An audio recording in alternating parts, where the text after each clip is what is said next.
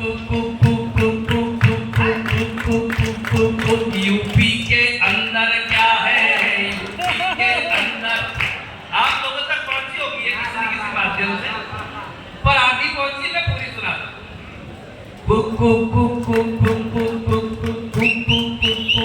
UP मैं कर रहा हूं, तुम क्यों कर रहे हो?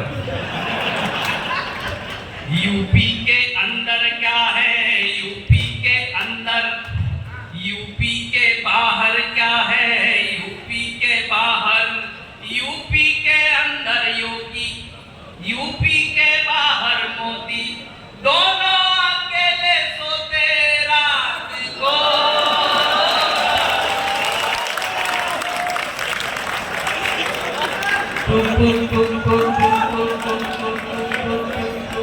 इसने भी मन को मारा,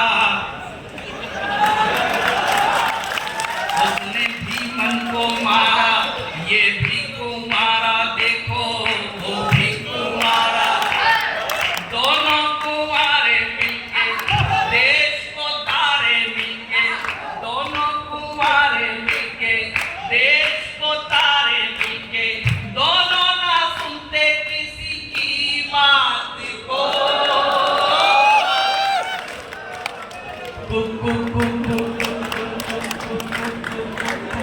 लाखों दीवाने इनके, लाखों दीवाने उनके, वोटर पुराने इनके, वोटर पुराने उनके, एक मिला जो ऐसा वो भी टक्कर ना देता, एक मिला जो ऐसा वो भी टक्कर ना देता, वो भी अकेला सोता रात को।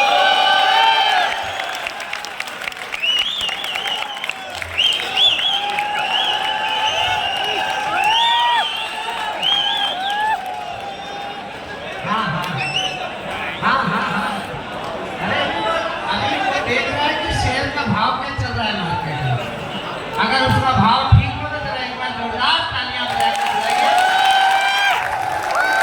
एक विशेष पेरोडी में आपको सुनवाना चाहता हूँ, एक या दो विशेष पेरोडियां उसके पास हैं जो पेरोडियां इस पंडाल में पढ़ी जानी चाहिए, और जब वो पेरोडियां पढ़ेगा तो मेरा मानना है कि आपका आनंद और सौगुना हो जाएगा।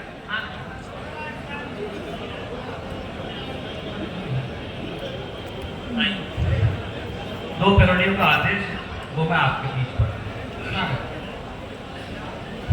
वारे नेता प्यारे, वारे नेता प्यारे, गाड़ी है बंगले है वारे न्यारे, वारे नेता प्यारे, पब्लिक के पैसों पे नजरे डारे, हमें सब ये पता है कि पैसा कहाँ, कुर्सी के नीचे दबा के रखा है, उठा दूं तो हंगामा हो, कुर्सी के नीचे दबा के रखा है तो हंगामा। यहाँ के नेताओं की कोई बात नहीं कर रहा हूँ, मैं आपको सिर्फ एक ऑब्जर्वेशन बताता हूँ। आजकल के नेता कुर्सी को किस निगाह से देखते हैं, किस नजरिए से देखते हैं, वो आप तक पहुंचाता हूँ। आपको लगे कि बात बिल्कुल सही है तो फिर आपकी तालियों की मुहर मिले, तो उसके बाद एक पेरोडी पढ़ के अपना स्थान ले। आजकल के नेता कुर्सी को किस निगाह से देखते हैं? सोचता है टिकट के बारे में तो लगता है जैसे शेख चिल्ली ये ख्याल देख रहा है, सोचता है टिकट के बारे में तो लगता है जैसे शेख चिल्ली ये ख्याल देख रहा हो, चुनाव में वोटर को नेता ऐसे देखता है जैसे कि कोई दलाल माल देख रहा हो, जैसे कि कोई दलाल माल देख रहा हो, बड़े नेताजी को छोटा नेता ऐसे देखे जैसे, बड़े नेताजी को छोटा नेता ऐसे देखे जैसे रुपया डॉलर का उछाल देख रहा हो, हर एक नेता कुर्सी को ऐसे देखता है बबीता को जैसे जेठालाल देखता है। आइए एक पैरोडी पढ़ के अपना स्थान लेता हूँ। मेरे बारे में बताया कि कुछ देशों की यात्रा मेरे हिस्से में आती है, बस मैं वही पैरोडी आपके बीच में गाना चाहता हूँ कि जब देश के बाहर जाते हैं तो देश की याद आती है। मुझे क्या क्या याद आया एक पैरोडी में पिरोकर आप तक पहुंचाने की कोशिश करता हूँ। कुछ देश घूमने के बाद इतना सा अनुभव जरूर हो गया है कि हिंदुस्तान से अच्छा देश पूरे विश्व में नहीं। आइए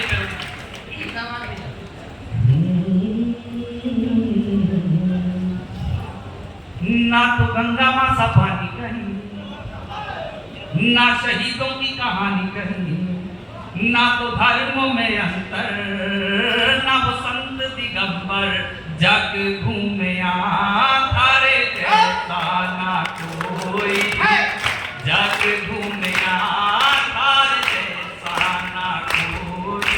ना तो झांसी वाली रानी कहीं, ना ही पन्ना सी मर्दानी कहीं, बाबा बर्फानी कहीं बिना, ना ही राणा सी कहानी कहीं। जितना कम कम है लगना, जग घूमया थारे जैसा ना कोई, जग घूमया थारे जैसा ना कोई। एक बंदे इसका समर्पित करता हूँ। बौद्ध जैन सिख मुस्लिम ईसा और हिंदू तू, साक्षी मलिक भी तू है और पीवी सिंधु तू। सेना का जुनून, सेना का जुनून भी है, युवाओं की जान है। सारे जहां से अच्छा मेरा हिंदुस्तान है, सारे जहां से अच्छा मेरा हिंदुस्तान है। कहीं ब्रज की तू होली बने, महाकाल की सवारी कहीं, कभी इंदिरा बनी है तू तो बनी अटल बिहारी, कभी जग घूमया थारे जैसा ना कोई, जग घूमया। बहुत बहुत ये थे भाई पार्थ नवीन, जिन्होंने आपकी चेहरे की मुस्कुराहट को ठाकों में तब्दील किया और जिस मुकाम पर इस कवि सम्मेलन को वो छोड़कर गए हैं उससे आगे बढ़ाने की जिम्मेदारी में उस नौजवान के हाथों में सौंप रहा हूं जिसने इस पूरी टीम का चयन किया है।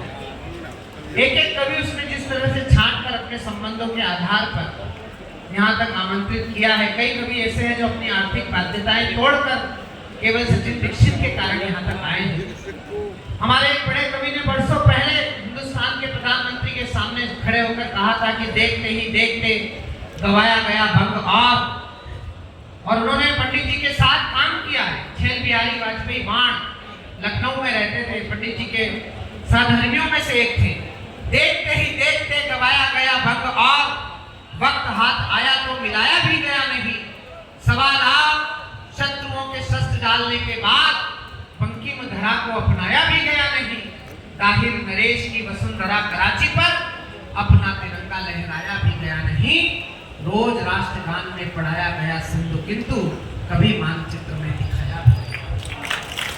हिंदुस्तान में कुछ प्रश्नों को हमारे इलेक्ट्रॉनिक मीडिया के लोग अपनी कई बार मजबूरियों से छोड़ देते हैं। उन प्रश्नों पर भी उंगली रखने की हिम्मत कोई करता है तो वो कवि करता है, वो मंच का कवि करता है, वो वीर रस का कवि करता है। वंदन कर कविता के पुष्प चढ़ाता हूँ, सबसे पहले वंदन कर कविता के पुष्प चढ़ाता हूँ। पंडित जी के चरणों में मैं अपना सिर झुकाता हूँ, पंडित जी के चरणों में मैं अपना सिर झुकाता हूँ। दीनदयाल जी पर 4 पंक्तियां पढ़ना चाहता हूँ और पंक्तियां तो इसलिए भी जरूरी है। ये आज के मंच का वैभव, ये मेला एक ऐसे व्यक्तित्व का ये जन्मस्थली है जिस पर हम काव्य पाठ कर रहे हैं। हमारी भी जिम्मेदारी बनती है अपनी पूजा की 4 पंक्तियां उन तक पहुंचाएं और आप सब भी मेरा समर्थन करें कि वो व्यक्तित्व तो यहाँ पैदा हुआ, यहाँ बड़ा हुआ, खेला, उसकी वजह से हम ये वैभव आज देख रहे हैं कि प्रतिभा के तो धनी रहे थे, धन का किंचित लोभ नहीं। कैसा व्यक्तित्व था दीनदयाल जी का कि प्रतिभा के तो धनी रहे थे, धन का किंचित लोभ नहीं, आशा और विश्वास भरे थे, किसी के प्रति क्षोभ नहीं। नैतिकता के पथ पर चलकर मंजिल जिसने पाई थी, चाहे बाधा बड़ी भले हो, राहें रोक न पाई थी। कर्तव्य की प्रतिमूर्त रहे, कर्तव्य सदा करता बंधन। हे पंडित जी तुमको प्रणाम, हम बारंबार करें वंदन। हे पंडित जी तुमको प्रणाम, हम बारंबार करें। अपनी कविता पढ़ना चाहता हूँ। 5 भाई ने हास्य की बात करी, लेकिन मैं चीख कर चिल्ला कर कविता पढ़ता हूँ। ऐसी क्या मजबूरी है?